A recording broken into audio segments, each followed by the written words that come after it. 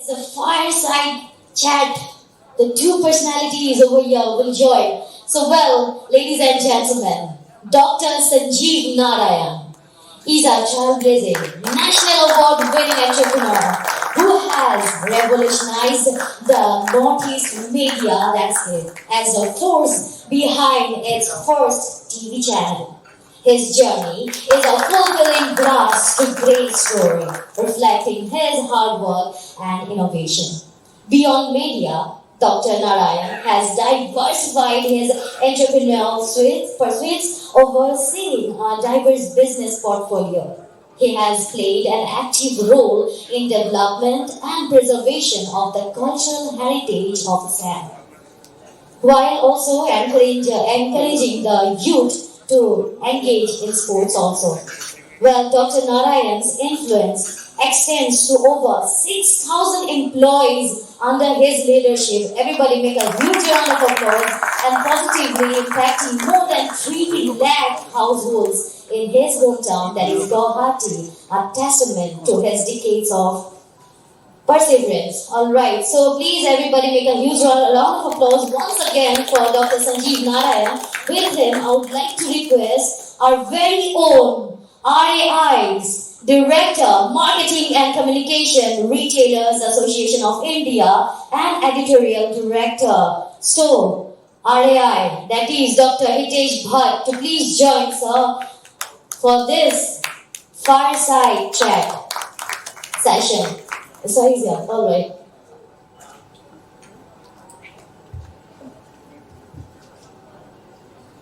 Good evening, ladies and gentlemen. It's our honor today to have Dr. Sanjeev Narayan here with us today. How should I introduce? Because that was a fantastic introduction, Sanjeev. But still, I would like to add a couple of more words to that. Dr. Sanjeev Narayan, a story from grass to grace. And we will know more about it from Sanjeev himself. But a grassroots connection, a people's person, how he has become a people's person is something that we would like to know from him. Shaping the media landscape. Nobody would deny that he is the media baron of Northeast. Cultural renaissance through cinema. Being a producer of more than 40 odd films, Sanjeev has brought this cultural renaissance here in Northeast as well. He has done some iconic films which have got recognition and awards as well. Preserving heritage is something which Sanjeev has worked on tirelessly. And Dr. Sanjeev Narayan's vision for social transformation. We'll throw some light on that as well. And the Youth Connect is something that he will only have to say entrepreneurial accomplishments, whatever he has done, and then his foray into airways is something which Sanjeev is going to talk about, his philosophy, the inspiration, etc. So the next 20 minutes is going to be power packed. Welcome to Northeast Retail Summit, Sanjeev. Thank you, Hitesh. First and foremost, a very good evening to all of you sitting here. Since it is a retail association's initiative over here, I would like to speak upon retail. Retail means for me is the connect between the product and the last mile consumer, the person who is going to consume the product, whatever product it might be. So the work that we did was also a retail. The product that we sold was also a retail. The services that we provide today is also a retail because it is consumed by the people. It is not sold to B2B or B2C or B2D or B2E, whatever they say. It is consumed by B2B yoga. So, you want me to start with my journey? As Yes.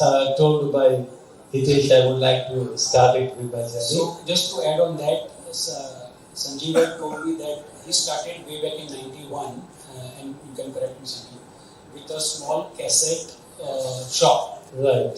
A lot of people sitting here might know that also. So I will start. I'll write this story because I am, anchoring it. But it is Sanjeev who is going to fill the whole story, the whole canvas. So the starting way back to thoda cinematic kar lete hain. I'll take you back to 1991, and there is one beautiful small store of cassettes, and take two over to our hero at that time, and that's Sanjeev. Thank you. So first and foremost, I started my business in the year 1991. And at the time when I started my business, I was forced to start doing work because I had got married without earning a single pie. So my mother, she put pressure on me that now you have got married, so you have to work. And I was not working at the time. My brother, sister, they used to do jobs, and I was more of a lafanga, you might say, जो घूमता फिरता रहता है, and I used to, in fact, downplay them with their work. क्या नौकरी करता है किसी और के लिए? It was like that. So finally, when I got married, so I decided that I have to, start my work. I have to start earning, and that's how there was a cassette shop near to my house. तो वो किस्मत से ही बोलना पड़ेगा कि I got it through किस्मत. That was near to my house, and that person was from a place called Tezpur. So video cassette shop में ऐसा होता था कि people used to come 10 rupees दे के वो cassette किराए पे ले जाते थे.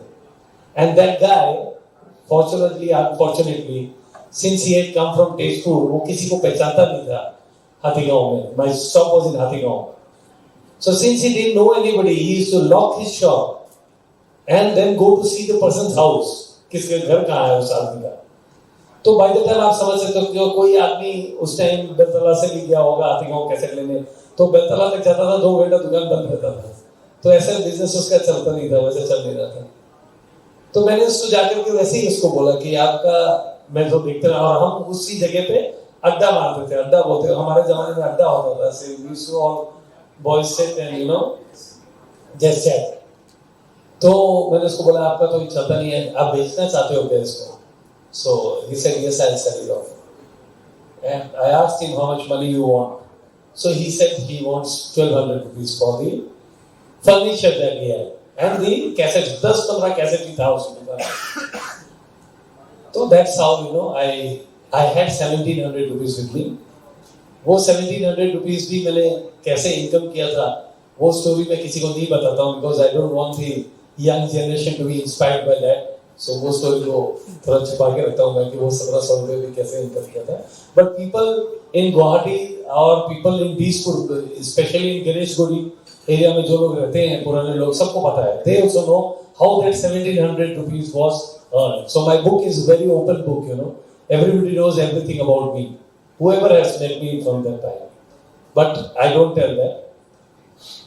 So that's how I started my business. And with 1200 I paid it to him, and 500 rupees I went to Laktokia. And Laktokia में तब audio cassette के shops होते थे. Audio छोटा audio cassette होता था. So there was this shop, and I know the person still. I know that person now also. His name is Lala. So electronic center था उस दुकान का नाम भी मेरे को याद है.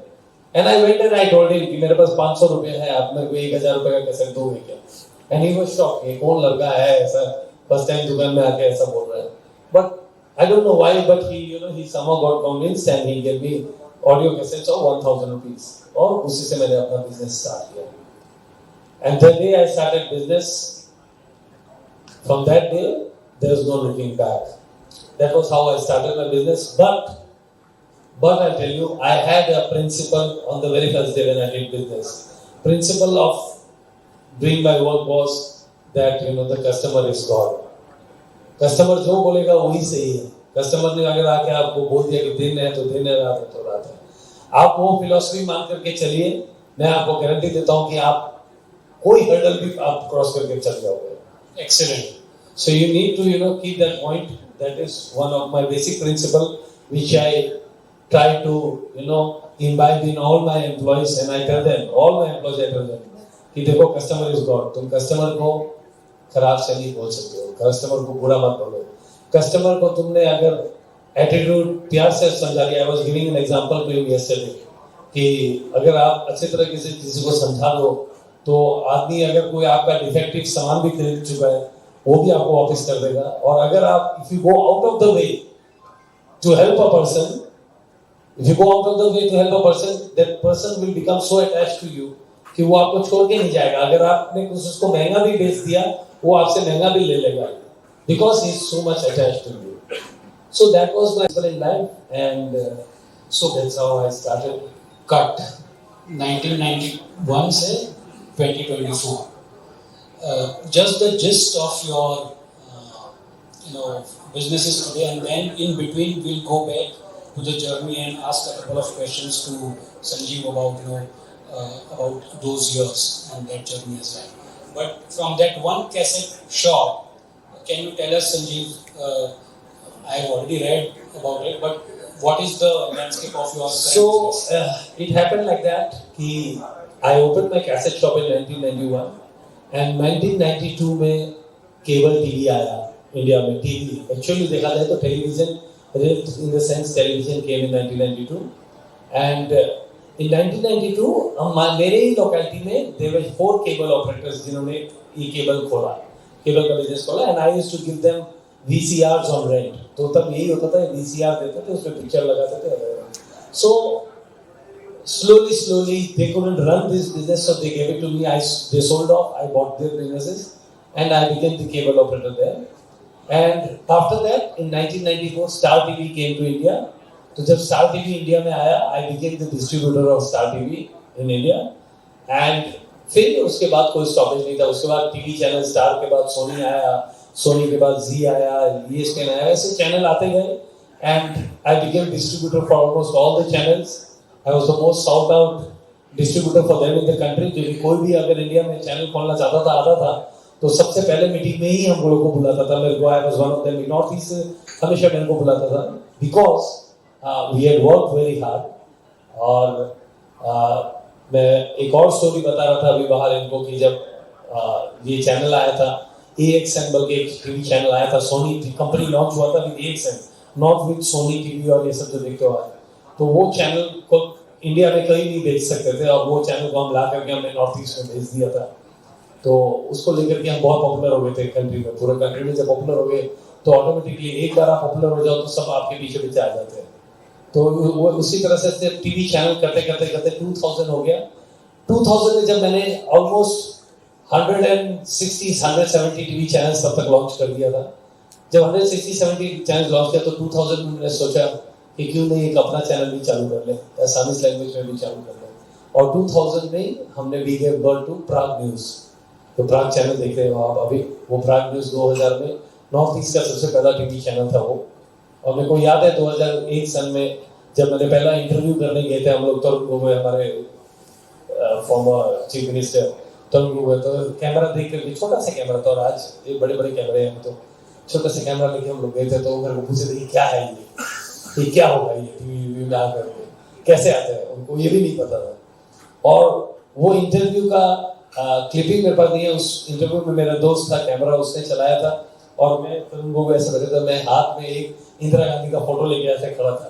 तो बैकग्राउंड आज आपने LED जैसा लगाया है, उस टाइम LED नहीं था, तो एक बैकग्राउंड में इंदिरा गांधी का फोटो था। तो वो हाथ, तो उस इंटरव्यू में मेरा हाथ, पूरे इंटरव्यू में मेरा हाथ है ऐसा कि हाथ से पकड़ा होता मैं।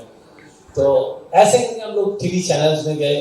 फिर केबल टीवी डिजिटलाइज हो गया। केबल टीवी जब डिजिटलाइज हो गया, so we started growing, and करते करते केबल बढ़ गया। We became the biggest MSO of north east.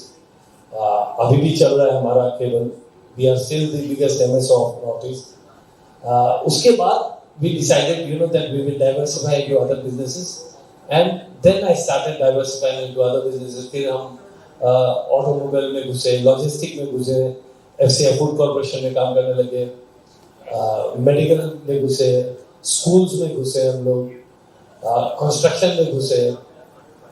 सो एक एक करके हमने डाइवर्सिफाई किया। स्पोर्ट्स मेरा हमेशा से इंटरेस्ट था, तो मैं स्पोर्ट्स में घुस गया। North east United football team जो है जॉन अब्राहम का आप लोग देखते हो, वो टीम भी मैंने ही स्टार्ट किया था, मैं और लार्सन मिंगबल के शिलोंग में, जिसका सेंटर पॉइंट होटल हमने स्टार्ट किया था। We got John Abraham, but बाद में कोई कारण से हमें we sold it off to him only, so we started there. So sports teams भी हमने कर लिया। एंड मैं सबको कहता हूँ कि लाइफ एक होता है, तो एक साथ बहुत काम करना पड़ता है। अगर एक साथ आदमी काम करे तो you know at one point of time you realize that yes, you have done a lot of work, but to do that work you have to do it together. So now when we go back and when we see somebody, one of my friend, he made a profile for me. वो profile चाहिए था because airlines जब चालू कर रहे थे हम लोग, तो एयरलाइंस में ऐसा प्रोफाइल हमने कभी अपना प्रोफाइल बनाया नहीं था। तो जब उसने प्रोफाइल बना के दिया, मैं देख करके मैं खुद भी शॉक हो गया कि यार इतना काम कर लिया क्या, मेरे को लगा नहीं था कि इतना काम करता हूँ या इतना काम कर लिया आपने। बट बेसिक्स मैं आपको बताता हूँ कि बेसिक्स अगर आप लोगों का करेक्ट है, if you keep your basics correct, you will be successful in life. What the other basic that I had was I never gave up. I never gave up. Life is a struggle. कोई भी business आप लोग करते हैं तो वो business में struggle रहेगा। हम बहुत बड़े बड़े स्ट्रगल हम लोग क्रॉस करेंगे, क्योंकि केबल टीवी ऐसा लुक्रेटिव बिजनेस था। सबको लगता था कि अरे ये केबल टीवी तो कुछ भी कर सकता है, सबको टीवी चैनल उसी में चलाना पड़ता है। तो हमारा केबल टीवी में अल्फा सल्फा पॉलिटिशियंस स्टूडेंट्स सभी लोग ने ट्राई किया हुआ है, सब लोग आ चुके हैं, सब लोग के साथ हमारा झगड़ा हो चुका है, बट झगड़ा होते होते we still survive. And today we are very proud to say कि हमारे बिजनेस का केस स्टडी आईएसबी में होता है, इंडियन स्कूल ऑफ बिजनेस में हमारा बिजनेस केबल टीवी बिजनेस का केस स्टडी करना पड़ता है। So this is something we are very proud of. In fact, sorry, ISB वाला केस स्टडी का किस्सा भी आप सुना। I will not say नहीं, वो भी मेरे को एक्चुअली फ्रैंकली बोलो तो मेरे को पता था नहीं। My son had gone to do a course in ISB Mohali, and when he was doing this course तो वहाँ इस केबल का केस स्टडी सिखाने लगे, और जब केस स्टडी सिखाने वो उठ के गया फैकल्टी को, उसने बोला कि this company belongs to my father. तो फैकल्टी ने उसको बोला कि why have you come here in that case, go and do instead of ISB, go and learn from your father. So it feels good, when people appreciate your work, and if it has become a case study for the country, और उसी को सिखा रहे हैं किस तरह से आज भी हम सरवाइव कर रहे हैं जो केबल, क्योंकि एक टाइम में डीटीएच आ गया, टाटा स्काई, डिश टीवी सब आ गया, लोगों को लगा कि केबल खत्म हो जाएगा। उसके बाद आपके ये सब बड़े बड़े कंपनी जियो एयरटेल ये सब आ गए, लगा खत्म हो जाएगा, हमेशा ऐसा ही लगता था, but we still stick to our basics. और देखिए हम आज भी हैं, और मैं बता रहा था कि आज भी हम यहाँ जितने लोग बैठे हैं मैक्सिमम लोगों के पास एयरटेल का फोन होगा, हालांकि जियो का नहीं होगा, क्योंकि जियो ने मार्केट को डिस्टर्ब करने के लिए 1 साल 2 साल फ्री भी दे दिया था, लेकिन बहुत लोगों ने नहीं लिया ना, अभी भी एयरटेल में है ना, पैसा दे के ही है। तो that is what is called service.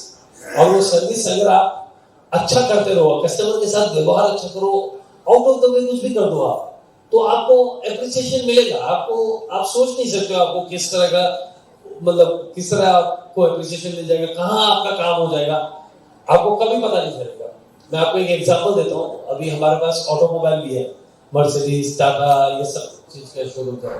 तो मेरा आदत है कि मेरा फोन कभी बंद नहीं होता है, मेरा फोन हमेशा खुला रहता है। एक दिन सुबह 4 बजे मेरे पास फोन बज रहा था, बहुत बार फोन रिंग हो रहा था, तो मैंने देखा कोई अननोन नंबर है।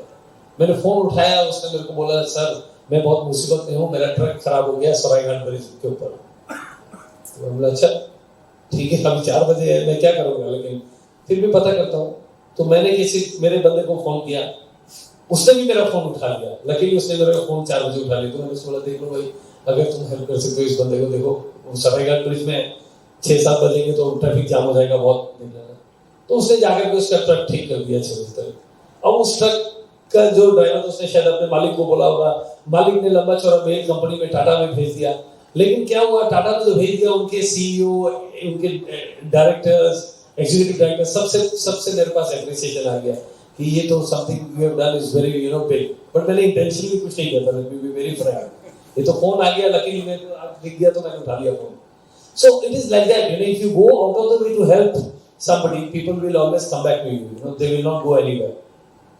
In the banking service, I was telling another example, bank mein, there's a manager at HDFC Bank, he comes to me Even for a small thing, if I have to make a ticket, on my points, जो points मिलते हैं, points में ticket बनाने हैं, and my people don't know to make, I call that guy, he's the branch manager, but वो आज तक दिखाने के लिए मेरे ऑफिस में उनको, इसी वजह से I tell his boss, his CEO, कि हम लोग आपके बैंक से इसीलिए नहीं जाते हैं, क्योंकि ये जो सर्विस दे रहा है, it is not his job to do that, but out of the way he comes to help you. तो इसी तरह से आदमी अपना बिजनेस धीरे-धीरे बढ़ाते रहते हैं. Once you get into so many diversified businesses, then what happens, when you are into many businesses, you can balance the ups and downs. Business what? Everything is a cycle in this world. The world is only cycle, it moves around. So, आपका कभी up होगा, कभी down होगा, ये चीज है. और ये चीज हमको इस केबल बिजनेस से ज्यादा हमको किसी ने नहीं सिखाया. मतलब केबल ने हमको ये चीज सिखाया, क्योंकि मतलब जब हम लोग टॉप में आ जाते हैं, फिर किस तरह फाइट होता है हमारा, किस तरह किसके साथ फाइट होता है, ये सब अप एंड डाउन चलता रहता है. तो अब इतना यूज्ड टू हो गए कि हमें कल प्राइम मिनिस्टर भी फोन करके बोल देगा हमको कोई फर्क नहीं पड़ेगा. And if you stick to your basics, nobody can shake you in your business, whatever business you are doing. It doesn't matter कि यही बिजनेस करना है. तो इस तरह ऑटोमोबाइल में घुसे. ऑटोमोबाइल के बाद अब finally we are getting into the aviation business. और हम आप लोगों को पता ही होगा, अभी हमारा एयरलाइंस हम लॉन्च करने जा रहे हैं. So hopefully we are very hopeful that by 15th August we'll be able to launch our airlines, and it will be the first airlines from the Northeast. बल्कि East India में अभी कोई भी नहीं है. It will be the only airlines from East India. So at this moment we are the only license holder from East India. So it will be a proud moment for us. We hope कि सब ठीक ठाक चल जाए. Although people discourage me. और जब आदमी मेरे को ज्यादा डिस्करेज करता है कोई बिजनेस का, I take it as a challenge. Lot of businesses people have discouraged me and I took it as a challenge, and I have always been successful thanks to the grace of God. जिस दिन मैंने Mercedes का showroom यहाँ खोला था, उस दिन भी जब इनॉग्रेट करने हमारे अभी के चीफ मिनिस्टर वही इनॉग्रेट करने आए थे, और when he came to he inaugurated and then he told me कि गाड़ी तुम ही खरीदेगा, तुम ही चलाएगा, और तुम यहाँ तुम्हारा मर्सिडीज कोई नहीं खरीदेगा. And then I told him कि यहाँ आप मेरा इनॉग्रेशन करने आए हो या कर्ज करने आए हो. That time he was a minister, he was not the chief minister. And when we sold so many vehicles, he got shocked. And the day I sold a vehicle to him, I went and told him, remember on the opening day you said that कौन खरीदेगा गाड़ी, आज आपको भी खरीदना पड़ गया ना. ऐसा ही होता है, जब प्रोडक्ट रहता है तो बिकता है. And how you sell it, it depends on that. And we are very proud to say that we have more than 1,000 vehicles we have sold. Mercedes in the North East. तो यानी कि north east में आदमी के पास पैसा है, north east में आदमी के पास खर्चा करने का इच्छा है. I always tell, I go to Kolkata very frequently. I'm very closely associated with Kolkata. People in Kolkata don't spend the amount of money that people in North East spend. North East के लोग बहुत शौकीन हैं. They're shocking. They like to have a good lifestyle, good living standard they maintain, and they spend money, on luxury. Whereas Kolkata में मैं ये नहीं देखता हूँ कि ये चीज़ है. And now with the state developing so much, there's huge potential. मैं आप यहाँ बैठे हुए सब बिजनेसमैन को बोलना चाहता हूँ कि हम अभी ऐसे फेज में हैं जहाँ बिजनेस ट्रांसफॉर्म होने जा रहा है. The entire state of Assam is going through a transformation. अभी आप लोग को पता होगा ये रास्ता खुलने वाला है जो यहाँ से थाईलैंड तक सीधा थाईलैंड तक जाएगा. रास्ता कंप्लीट है, बन चुका है. वो सिर्फ म्यांमार का जो पोर्शन है वो उसमें गारंटी लेना पड़ता है हर कंट्री को अपना. तो वियतनाम ने अपना गारंटी लिया हुआ है, थाईलैंड ने अपना गारंटी. म्यांमार में सम अनरेस्ट इज गोइंग ऑन, वहाँ पे सब थोड़ा प्रॉब्लम चल रहा है गवर्नमेंट का, इसी वजह से हुआ नहीं. जिस दिन वो हो जाएगा उस दिन Guwahati will become the south east Asia का कॉरिडोर नहीं, मेन डोर हो जाएगा. मैं बोलता हूँ कॉरिडोर नहीं. जैसे आज क्या होता है, सारा सामान जो आता है बाहर से वो साउथ में या वेस्ट में आता है, बिकॉज उनका सी शोर है, और वहां से फिर पूरे कंट्री में डिस्ट्रीब्यूट होता है. और ये अब उल्टा हो जाएगा, जब ये रास्ता खुल जाएगा सारा सामान यहाँ से पहले यहाँ आएगा गुवाहाटी, और यहाँ से फिर इंडिया में जाएगा डिस्ट्रीब्यूट होगा. सो आप लोग जो सब बैठे हैं यहाँ पे, आप लोग एक गोल्ड माइन के ऊपर बैठे हुए हैं, ये याद रखिएगा. This is a gold mine for your. People are going to come and look forward to you हर बिजनेस करने के लिए. और थाईलैंड हम सबको पता है कि that is world's best tourism destination. जैसे ही आदमी सब पूरा वर्ल्ड से थाईलैंड आते हैं रास्ता जैसे ही बन जाएगा वो थाईलैंड से सब आ जाएंगे अपर असम के टी गार्डन को देखने के लिए। इसीलिए आप लोग पता होगा शायद गवर्नमेंट ऑफ असम ने भी टी गार्डन में अभी रिजॉर्ट्स खोलना अलाउ कर दिया, होटल्स खोलना अलाउ कर दिया ताकि टूरिज्म आए। और ये टूरिज्म जो अभी इंडिया से आ रहा है ये नहीं आएगा, ये टूरिज्म वहां से आएगा जो रियल पैसा यहाँ पे करके जाएगा और इस असम का इकोनॉमी चेंज हो जाएगा। बहुत अच्छी बात है हमारे लिए कि टाटा ने भी यहाँ पे आपको पता ही है अभी चिप इंडस्ट्री खोला, that is a very big thing. और टाटा को हमारा गवर्नमेंट भी रिक्वेस्ट करता है, मैं भी जब भी मिलता हूँ उनके चेयरमैन के साथ मैं उनको हमेशा रिक्वेस्ट करता हूँ कि एक आप लोग मैन्युफैक्चरिंग यूनिट टाटा का यहाँ खोलिए। उनको मैंने बहुत समझाया, मैं पोर्टुगल में था चेयरमैन के साथ, मैंने उनको समझाया कि अगर आप असम में खोलते हो तो यहाँ से बांग्लादेश, म्यांमार, नेपाल, भूटान सब कितना नजदीक हो जाएगा आपके लिए। This countries you can cater big very near. अभी आप चेन्नई से या पुणे से सब लेके आते हैं, वो वहां से यहाँ जितना दूर है, यहाँ से ये तो बिल्कुल बाजू में है।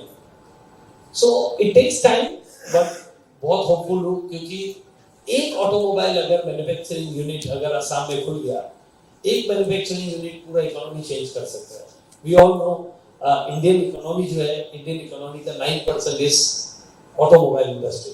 ऑटोमोबाइल इंडस्ट्री इतना बड़ा है तो उसमें से कोई भी एक अगर आ गया यहाँ पे, I am not saying Tata को मैं जाता हूँ इसलिए तो हम लोग जाके रिक्वेस्ट करते हैं, but any company if it comes it will be a game changer. So 2-3 points मैं आप लोगों को बोलना चाहूंगा। एक है, काम में आप लोग कभी शर्माओ मत, अपने काम में कोई मत शर्माइए। आज मैं जिस भी पोजीशन में हूँ, अभी भी मेरे पास फोन आता है या फैंसी बाजार में मैं कभी घूमने जाता हूँ, रास्ते में कहीं जा रहा हूँ, दुकान में जा रहा हूँ तो कोई मिलता है, मैं बोलता है तुम्हारा यार केबल बड़ा खराब आ रहा है, ठीक नहीं आ रहा है। मैं सुनता हूँ उसका बात और उसका नाम, फोन नंबर या एड्रेस लेके मैं वहां से जिस ऑपरेटर जो भी है, कंसर्न ऑपरेटर, मैं उसको फोन करके बोल देता हूँ कि ऐसा प्रॉब्लम मैं कर दो। या आज भी मेरे पास फोन आता है कि मेरे को ना वो ऑटो वैन खरीदना है या कुछ खरीदना है, तो मैं बहुत अच्छा से नंबर ले लेता हूँ और बोलता हूँ ठीक है आपको मेरा आदमी फोन करेगा। सो अपने काम में शर्माना नहीं चाहिए। मैं आगे नहीं शर्माता हूँ। अभी भी ये केबल्स जो आप देखते हैं रास्ते में, तो सब जगह इधर उधर कभी गिरा रहता है, कभी मेरे को दिखता है कि रास्ते में एकदम बिल्कुल नीचे गिरा हुआ और ये केबल कट सकता है, कोई काट सकता है, तो मैं गाड़ी उससे उतर करके मैं वो तार को ऊपर उठा करके लगा के जाता हूँ। सो अपने काम पे अगर आप लोग को first and foremost you have to trust your own work. आपको अपने काम पे अगर ट्रस्ट नहीं है तो you can not be successful. You have to trust your own work. जो भी काम करते हैं आप उसमें ट्रस्ट कीजिए। कस्टमर को भगवान मान लीजिए। कस्टमर के से ही आपका बिजनेस चलेगा। कस्टमर नहीं रहेगा तो फिर किसी का बिजनेस भी नहीं चलने वाला है। कस्टमर को भगवान मानिए और कभी भी गिव अप मत करिए। नया तरीका ढूंढते रहिए। आपका दुकान में आज सेल नहीं हो रहा है, आपका बिजनेस आज चल नहीं रहा है, ट्राई आउट न्यू मेथड्स। आप कोशिश करते रहो तो आप सक्सेसफुल हो ही जाएंगे। मैं बच्चा लोग को बोलता हूँ आजकल स्कूल कॉलेज में जाने से कि मैं अगर यहाँ से तुमको ब्रह्मपुत्र में फेंक दूं ना, तुमको स्विमिंग करना नहीं आता है, अगर तुमने ठान दिया कि मैं बचूंगा तो तुम बच के ही निकलेगा, तुम मरेगा नहीं।